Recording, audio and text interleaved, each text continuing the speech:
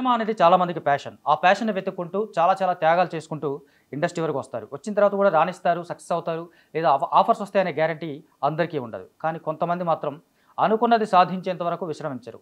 అలా ప్రయత్నించిన వాళ్ళే సక్సెస్ అవుతారు. ఫస్టు తొలి ప్రయత్నాల్లోనూ లేదా ఆ తర్వాత ప్రయత్నాల్లో అయినా సరే తమకంటూ ఒక గుర్తింపు తెచ్చుకుంటారు. తమ కలను నెరవేర్చుకుంటారు. ఆ క్రమంలో ఆ ప్రయాణంలో భాగంగా చాలా పెద్ద ఉద్యోగాన్ని, చాలా పెద్ద జీతంతో ఉన్నటువంటి ఉద్యోగాన్ని కూడా వదిలిపెట్టి వెండితెర మీద కళలతో వెండితెర మీద తనకంటూ ఒక గుర్తింపు తెచ్చుకోవాలనే ప్రయత్నంతో ఇండస్ట్రీలోకి అడుగుపెట్టాడు మహాదేవ్.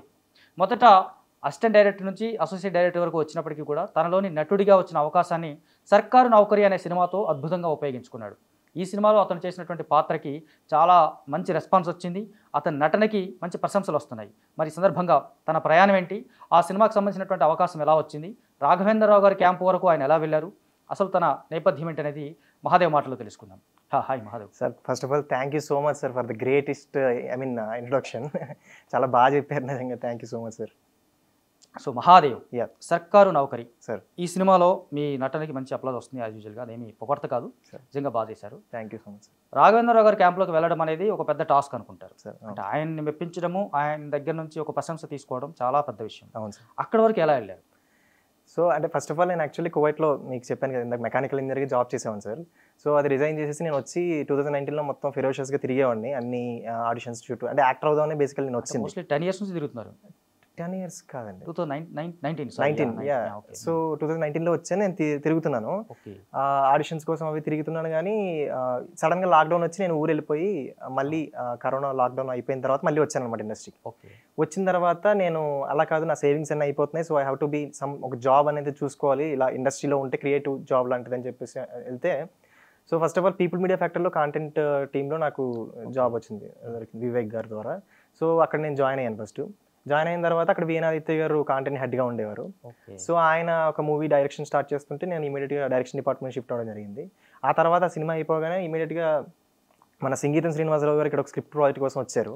సో ఆయన దగ్గర ఒక 2-3 months కల్కి కాదు, వేరే ప్రాజెక్ట్, ఆయన some script work related to దానికి వచ్చినప్పుడు నేను ఆయన దగ్గర కొంతకాలం ఉండడం జరిగింది. ఆ తర్వాత నాకు రాఘవేంద్రరావు గారు ప్రాజెక్ట్ స్టార్ట్ చేస్తున్నారని అనిపించుకునేటప్పటికి నాకు వీణాదిత్య గారు అబ్బాయి బాగా చేస్తాడండి అని చెప్పేసి నన్ను అక్కడ పెట్టించారు అనమాట. సో యాక్చువల్గా మీరు యాక్టర్ అవుదామని వచ్చి రైటర్ వైపు టర్న్ అయ్యారు. అంటే మొదట్లో అంటే మీకు నటుడిగా ఎంత ఉందో రైటర్గా మీలో మంచి రైటర్ కూడా ఉన్నట్టు. అంటే వీణాదిత్య గారిని ఒప్పించడం కానీ ఆ తర్వాత సంగీతం గారి దగ్గర వరకు మీరు రైటింగ్ డిపార్ట్మెంట్ వెళ్ళడం అనేది great achievement. Thank you sir. మరి అక్కడ రైటర్గా కాకుండా ఇంకా యాక్టర్గానే అనేది ఎట్లా? అంటే నాకు చిన్నప్పటి నుంచి ఫస్ట్ యాక్చువల్లీ యాక్టర్ అవుదామనే ఉండేది సార్. సో అలాంటి ప్రాసెస్లో మనకి మన స్కిట్స్ మనమే రాసుకుని మన ప్లేస్ మనమే రాసుకుని చేస్తుంటాం కాబట్టి రైటింగ్ స్కిల్స్ ఉండేవి నాకు. సో అలాగా ఆ రైటింగ్ స్కిల్స్తో నేను ఒక జాబ్లా చూసుకుంటే అట్ ద సేమ్ టైం యాక్టర్గా కంటిన్యూ చేయొచ్చు అని చెప్పి నేను ఆ స్కిల్స్ని ఉపయోగించుకుంటూ ఉన్నాను అనమాట. అంటే ఈ క్రమంలో మీకు రైటింగ్ డిపార్ట్మెంట్లో పనిచేస్తున్నప్పుడు సంగీతం గారి దగ్గర నుంచి ఎప్పుడైనా ఒక అప్రిషియేషన్ బాగా రాస్తున్నామని కానీ ఇలా రాయమని కానీ అడ్వైజులు కానీ అప్రిషియేషన్ కానీ ఏమన్నా వచ్చింది సార్? వచ్చింది. ఆయన పెద్ద ఆయన అసలు 93 years ఏజ్, బట్ స్టిల్ ఆయన చాలా 90 ఏళ్ల కుర్రాడంట నిజంగా. ఎందుకంటే ఆయన దగ్గర ఉంటే ఒక పాజిటివ్ ఆరా అనమాట అండి. నాకు లక్కీలీ నాకు పనిచేసిన వాళ్ళు ముగ్గురు కూడా చాలా పాజిటివ్ ఎనర్జీ. వీణాదిత్య గారు వచ్చేసి ఆయన చాలా పాజిటివ్ ఎనర్జీ. ఆయన ఎంత పాజిటివ్ అంటే ఈవెన్ లైక్ ఎవరన్నా ఐసీయూలో ఎవరన్నా పెట్టేసి చాలా చావు బతుకుల మధ్యలో ఉన్నారనుకోండి, ఆదిత్య గారు మనకు తెలిసిన వ్యక్తి ఆదిత్య గారు చూసి వచ్చారంటే బతికేస్తాడండి, చాలా బాగున్నాడు ఆయన, పాజిటివ్ అంటే అంత పాజిటివ్గా చెప్తారనమాట. మనకు కాన్ఫిడెన్స్ వచ్చేస్తుంది అనమాట నిజంగా. అంటే అంత పాజిటివ్గా ఏదన్నా పాజిటివ్గా చేసి చెప్పే వ్యక్తి ఆయన. సో ఆయన దగ్గర పని చేయడం, తర్వాత సంగీతం గారి దగ్గర చేయడం. సంగీతం గారు దగ్గర నేను చేస్తున్నప్పుడు నేను యాక్టింగ్ నేను చేసినవన్నీ కొన్ని చూపించాను. ఆయన కూడా చాలా బాగా చేస్తున్నావు, నీకు ఒక రైట్ టైం వచ్చినప్పుడు నీకు వెళ్తావు, అప్పటి వరకు వెయిట్ చేయాలి అని చెప్పేసి ఆయన చెప్పడం జరిగింది. అండ్ రైటింగ్ నేను రాసిన కొన్ని చిన్న షార్ట్ స్టోరీస్ అవన్నీ ఆయనకి వినిపించాను.